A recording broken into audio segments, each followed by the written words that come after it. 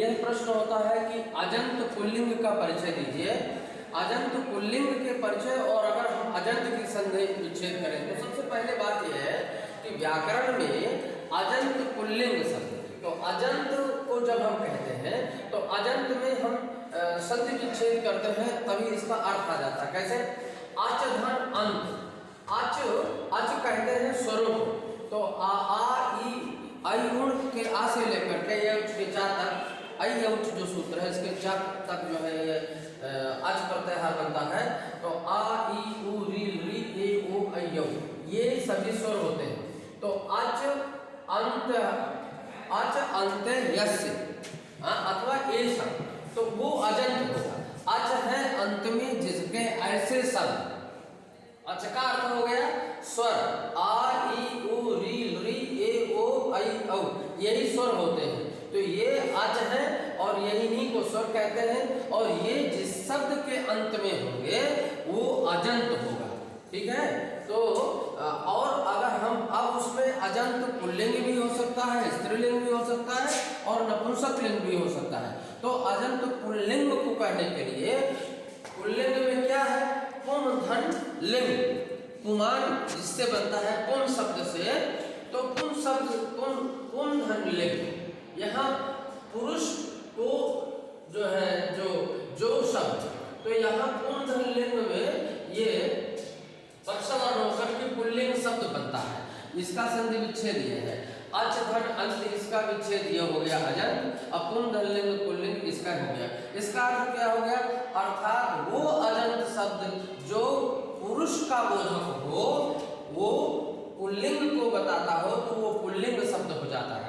इसलिए हम लिख दिए कि ये जितने 9 स्वर हैं, आ यू री री ए ओ ऐ औ, ये सभी स्वर जिस शब्द के अंत में हो और वह पुरुष का बोध कराने वाला होगा तो अजंत पुल्लिंग शब्द होगा। अब अजंत पुल्लिंग शब्द के उदाहरण क्या है? जैसे बालक, बालक शब्द है का में आ है, लास्ट में अंतिम में का में आ है, तो ये आ जो है क्या है? स्वर है, अच है, तो ये अंत में है इसलिए अजंत हो गया। और बालक पुरुष का बोध कराता है इसलिए अजंत पुल्लिंग शब्द हो गया। इसी तरह राम शब्द में माँ में आ है, ये अंत में है इसलिए ये भी अजंत है और पुरुष का बोध कराने वाला पुल्लिंग शब्द है। इसी तरह कृष्ण में भी नाम में आ है अंत में, इसलिए ये भी अकारांत अजंत शब्द है, पुल्लिंग है। हरि, हरि में भी अंतिम में ई है, री में ई है, ई अंत में है, ये भी स्वर है, अच है, इसलिए ये भी अच अंत में होने से पुरुष का बोध कराने वाला।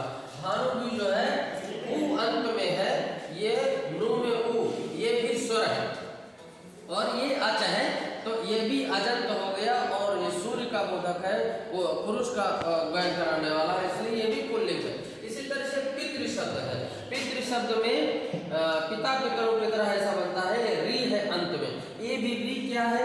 ये भी अच है, आयु री, ये अच के अंदर आता है, तो ये भी अजंत है और ये पुरुष के बोधक है इसलिए पुल्लिंग है। अजंत पुल्लिंग का हम अगर परिचय मांगते हैं या इसके संधि विच्छेद पूछते हैं तो साधारण रूप से आपको यही जानना चाहिए और यही इसके उदाहरण है, अजंत पुल्लिंग। अगर हम अजंत स्त्रीलिंग की बात करेंगे तो यही जो है बालिका, रमा और मति, ऐसे दूसरे मातृ ऐसे शब्द हो जाएंगे। और नपुंसक लिंग में क्या होगा?